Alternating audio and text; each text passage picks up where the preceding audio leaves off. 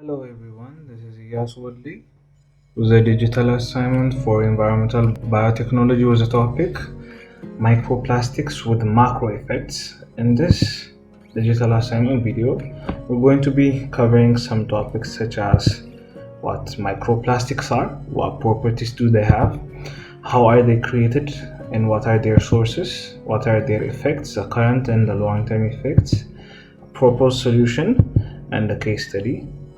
So to start off with their definition, microplastics are very small plastic materials that are generally less than 5 millimeters in size or a size of a very small grain of rice. And this tiny piece of degraded plastic, synthetic fiber and plastic beads are collectively named as microplastics. And to list out some properties that they have, microplastics consist of carbon and hydrogen atoms which are bonded together in a polymer chain. Other chemicals such as polybrominated diphenyl ethers, tetrabromobisphenol A, and phthalates, and this type of chemicals additives leach out of the plastics after entering the environment. So when we come to the process of creation on what their sources are, and their sources actually come from variety of places, such as from larger plastic debris that degrades into smaller and smaller pieces, and we can classify them into two parts such as primary and secondary. And the primary plastics are created by the manufacturer to be a certain of tiny size for a particular purpose, and this type of primary microplastics are made out of a polyethylene and account for the 2% of total microplastics released. Examples such as microbeads found in personal care products, plastic pellets, and plastic fibers used in synthetic textiles. Basically, they enter our environment through several means such as product use in our personal care, such as in our hand wash, face washes, and an unintentional loss from spills during manufacture or transport, and during abrasion or during washing. And the second type of microplastics are the secondary type of microplastics that form from the breaking down of larger plastics, and this typically happens when larger plastics undergo weathering through exposure to, for example, wave action, wind abrasion, ultraviolet radiation from the sunlight. And to list out some of their sources, they can be sewage treatment plants, car and truck tires, cosmetic industry in the form of beads such as the one which is displayed in the top right corner, and such as clothing, fishing, plastic water bottles, packaging and shipping, to give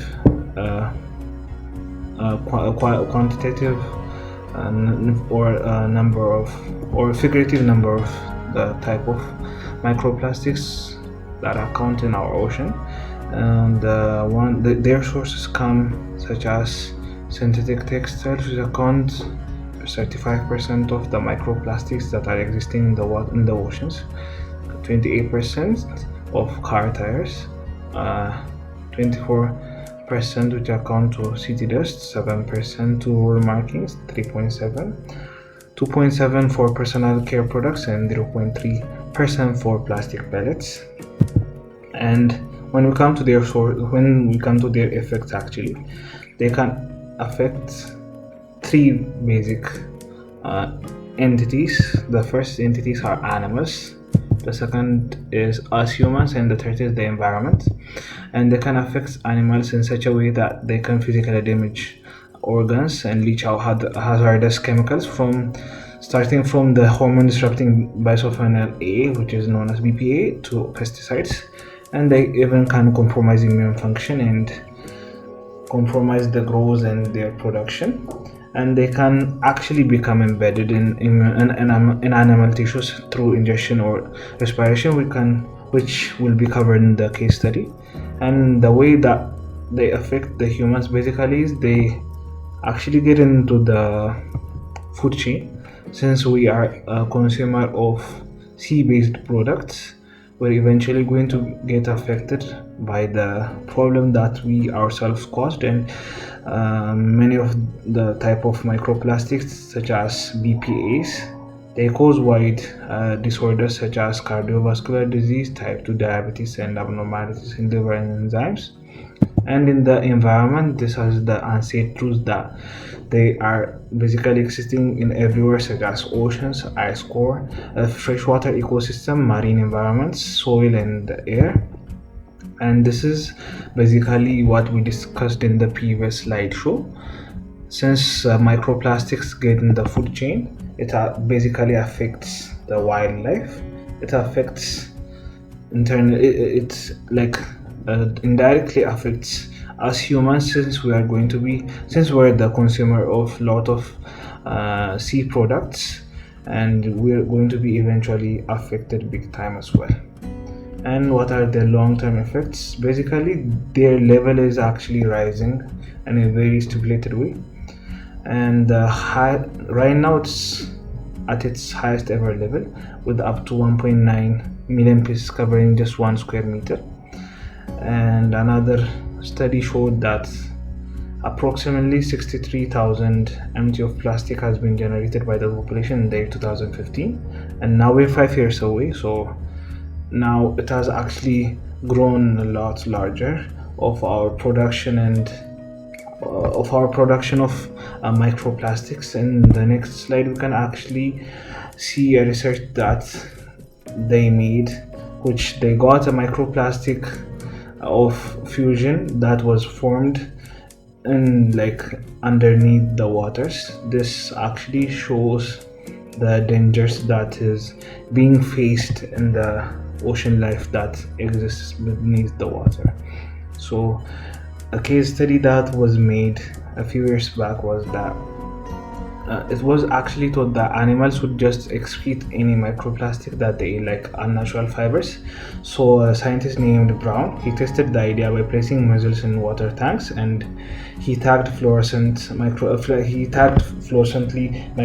tagged microplastic particles smaller than a human red blood cell, and then moved them in a clean water. So after 6 weeks, what he got was that he actually ran out of the mussels, but the particles were still in them at the end of the trials, as he previously hypothesized, and their presence within the animal body is just unsettling. But the fact is that they can actually move within the animal body itself, and they can actually cause physical damage such as inflammation, which can actually lead to different type of health effects such as liver damage. And this is the fluorescent tagged microplastic, the particle that he placed in the mussel that he was experimenting with, and you can actually see the yellow dot in the animal itself. So when we come to the proposed solution, currently people are just in a state of concern, but they haven't yet reached the state of alert or a state of caution, as they are just short of awareness about the issue.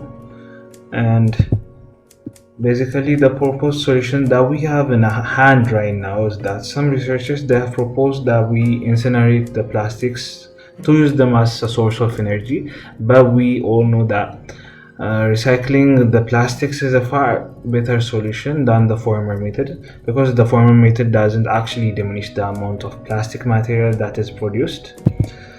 And the other proposed solution is increasing of education through recycling campaigns.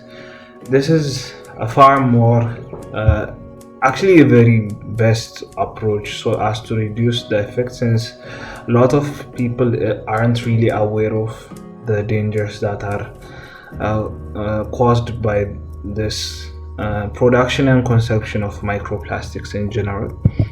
And the third one is biodegradation. This can actually be a benefit, since we can actually incorporate microorganisms, since it is a very biological way, and they decompose this synthetic polymers, and they just do it by a means of enzyme, and they use this for their carbon sources.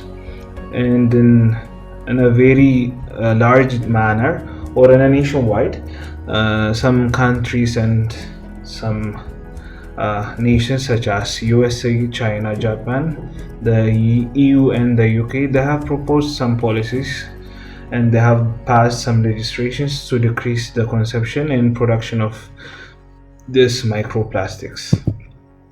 So, at last, we as an individuals, every one of us, we have a responsibility, and the responsibility to keep the earth that we are living in is as much as possible tidy and clean, as change is something that actually starts from within. So if we're really concerned about our environment, or if we're really concerned about even the country or the space that we're living in right now, we should actually make the slightest change. Like, for example, stop drinking out of a plastic bottle, or stop carrying around like plastic bags, or starting to use some sort of, those small little changes that we can actually make in our lives. So this small changes that we make in our lives, they can culminate and